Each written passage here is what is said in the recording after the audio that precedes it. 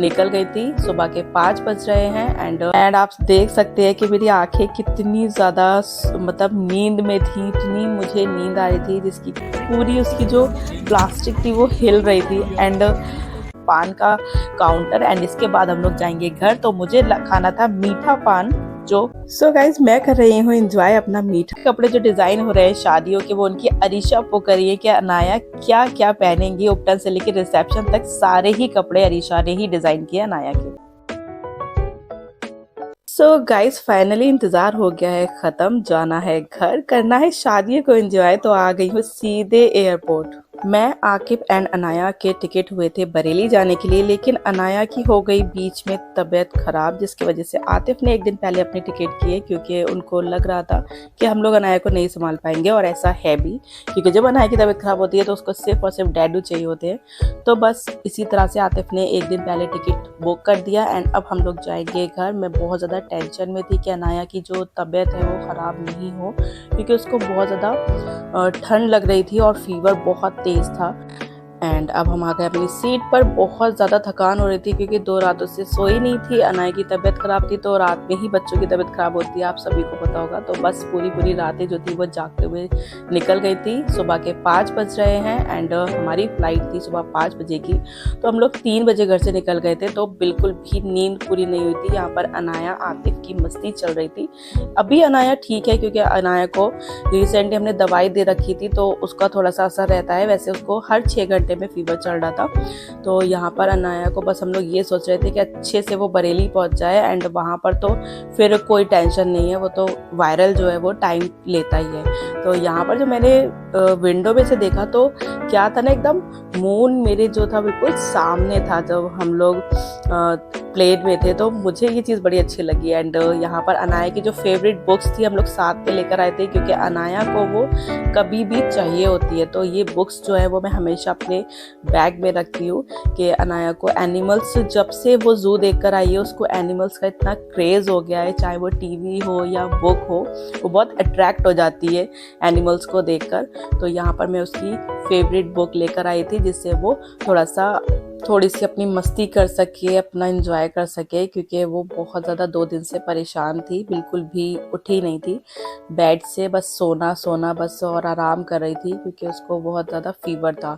और यहाँ पर एक आंटी जो थी वो अनाया की हरकतों पर बहुत ज़्यादा फिदा हो गई है। उन्होंने बहुत सारी चॉकलेट्स दी अनाया को, थोड़ी सी बात की, लेकिन अनाया की तबीयत ठीक नहीं थी तो उसने इतना ज़्यादा उनसे बात नहीं की। वैसे वो प्लेन में आपने देखा होगा वीडियोस में वो कितना एंजॉय करती है, बहुत ही ज़्यादा सबसे बातें करती है, पूरे प्लेन में घूमती है। लेकिन अभी इस वक्त वो जो थी वो थोड़ा सा बहुत फीवर वाला जो चढ़ता है ना बच्चों को, अपने में ही थी, ज़्यादा बाहर नहीं जा रही थी। तो इसी तरह से हमारा जो टाइम था वो कट गया और 7 बजे हम लोग पहुंच गए जयपुर।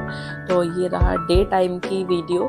जो अभी भी मून जो है वो मेरे सामने था एंड हल्की सी लाइट आ चुकी थी। तो बस ये वाला मुझे बहुत अच्छा लगा। मैंने बहुत सारे फोटोज़ जो थे वो क्लिक किए मून के, ऐसा लग रहा था बिल्कुल मेरे सामने हो।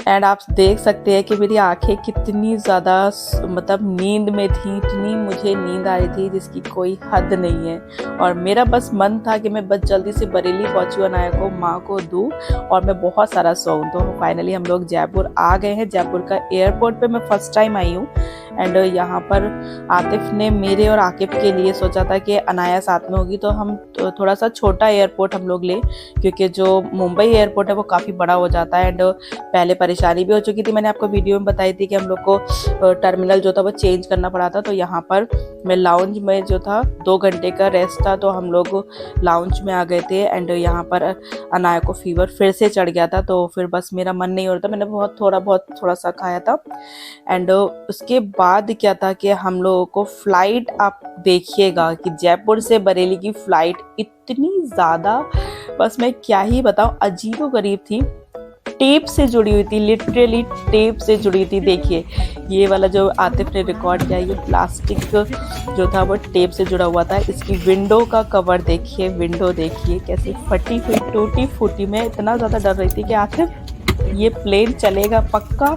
हम लोग पहुँचेंगे। स्क्रैच थे उस पर, पूरी उसकी जो प्लास्टिक थी वो हिल रही थी। एंड अल्लाह का लाख लाख शुक्र है कि हम लोग साथ खैरियत से बरेली पहुंच गए। मैंने रिकॉर्ड किया कि ये क्या है, ये प्लेन अब हटा देने चाहिए। मतलब इंसान की ज़िंदगी का सवाल होता है प्लेन में जो आप लोग सफ़र कर रहे हैं। तो एंड इसके बाद हम लोगों ने घर पर आके खूब सारी मस्ती की। अनाया का तो फीवर पता नहीं कहाँ भाग गया था दद्दो को देखकर।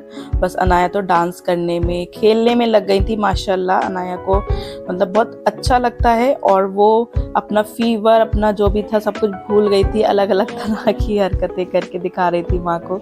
यहाँ पर अनाया ने देखी कैसे गॉगल्स लगा रखे हैं और ऐसे पोज दे रही थी, फोटो क्लिक हो रहे थे। उनके आगे 3-4 कैमरे लगे हुए थे, एंड वो वैसे भी कैमरा फेस करती रहती हैं तो उनको इतना डर नहीं लगता है। वो बहुत अच्छे पोज देती हैं माशाल्लाह।